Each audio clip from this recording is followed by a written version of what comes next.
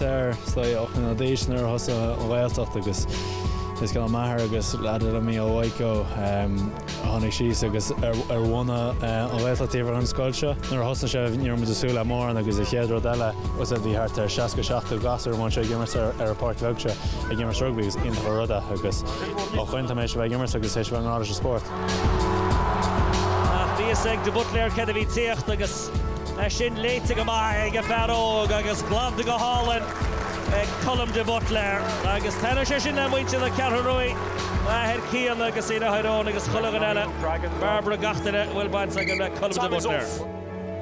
He's very heavily involved and he enjoys it, and this is kind of what he does in his spare time. So it's actually quite honourable to see, and I guess it's probably speaks to what the region is up here, how even though he's playing professional rugby now, he's still giving back to the community where he's come from. No go dháile was ar de brod ag daoine was na échtaí le cináltaéis se bhd nó dat sé lena meic as a bhapar nó ar televíse agus sé sin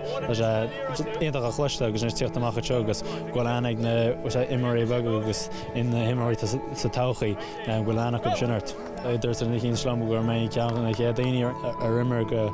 chuige chun as a gceantar seach. A coppla míoch an maiart daoine cíns gur capínam was a Fainga'a fut agus is marrá go coppla ceanna a gur deagín eile. So tá má bród lasach was an tada tel sa fósa.